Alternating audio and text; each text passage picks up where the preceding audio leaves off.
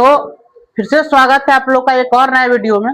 आज के इस वीडियो में हम लोग जानने वाले हैं वृत्त के बारे में। तो सबसे पहले जानेंगे कि वृत्त का जो निर्माण है वो किस तरीके से होता है, यानी कि वृत्त का जो बनता है वो कैसे बनता है। तो देखिए, किसी भी सीधी रेखा को हम लोग मोड़ देते हैं तो वो वृत्त बन जाता है, या किसी भी सीधे वस्तु को जो हम लोग गोल आकृति में मोड़ देते हैं तो वो वृत्त बन जाता है। जैसे कि मान लीजिए कि एक लकड़ी है और ये क्या बिल्कुल सीधा है ना। अब हम लोग क्या करेंगे, इसको अगर इस तरीके से हम लोग आपस इसको ऐसे अगर मोड़ देते हैं तो ये क्या बन गया, वृत्त बन गया, ठीक है ना। और ये वृत्त का जो बाहर का चारों तरफ का ये है, इसको हम लोग बोलते हैं परिधि, ठीक है ना। तो वृत्त का जो परिधि होता है, जितना लंबाई का छड़ होगा उसी के बराबर होगा, ठीक है। अगर हम लोग 10 सेंटीमीटर लंबे छड़ को या किसी वस्तु को मोड़ेंगे तो उस वृत्त का जो परिधि होगा वो कितना होगा, 10 सेंटीमीटर ही होगा, ठीक है ना।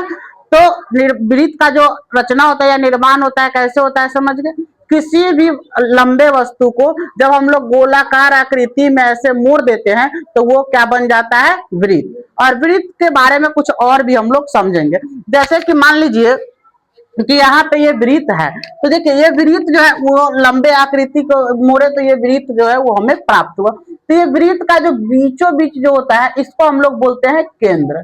क्या बोलते हैं, केंद्र। यानी कि इस बिंदु से यहाँ सबका जो दूरी होता है वो बराबर होता है, ठीक है ना। इस बिंदु पर से हम लोग जितना रेखा इसके पास खींचेंगे सभी रेखा का जो लंबाई होगा वो आपस में क्या होगा, बराबर होगा, ठीक है। तो देखिए, और ये तो अभी हम बताए कि ये जो है ये इसका क्या हो गया, परिधि। और परिधि क्या होता है, तो जितने लंबे वस्तु को मोड़ा जाता है वृत्त के आकार में, तो जो लंबे वस्तु का लंबाई होता है उसी लंबाई के बराबर जो होता है वो वृत्त का परिधि होता है या कहलाता है, ठीक है, क्लियर।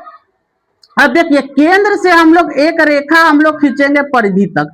तो केंद्र से परिधि तक का जो रेखा है इस रेखा को हम लोग कहते हैं त्रिज्या। क्या कहते हैं, त्रिज्या, यानी कि रेडियस।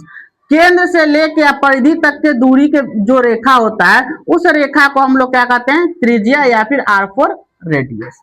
अगर यह जो परिधि है उसके एक बिंदु से दूसरे बिंदु तक कोई रेखा खींचेंगे और वो रेखा जब वो केंद्र से होके अगर गुजरेगा तो उसकी दूरी को मान लीजिए बिंदु ए से बी तक खींचे और केंद्र ओ है, तो ओ से होकर अगर गुजरा, एक बिंदु से दूसरे बिंदु तक गया और केंद्र से होकर के गया, तो वैसे रेखा को हम लोग बोलते हैं व्यास, डायमीटर, ठीक है। अब मान लीजिए कि उसी तरह से अगर एक रेखा जो है एक बिंदु से दूसरे बिंदु तक खींचे लेकिन वो केंद्र से होकर नहीं गुजरा, ठीक है ना, तो वो क्या कहलाएगा, जीरो। चलिए, अब इसका जो है वो परिधि कैसे निकालेंगे और क्षेत्रफल कैसे निकालेंगे, इन सब चीजों के बारे में हम लोग अगले वीडियो में देखेंगे, नहीं तो वीडियो जो है वो काफी लंबा हो जाएगा। आज हम लोग समझे कि वृत्त जो होता है उसका निर्माण कैसे होता है और उसका जो अलग अलग अंग है उन अंगों का नाम जो है वो क्या है, समझ गए। चलिए, रहने दीजिए, आज के लिए इतना है।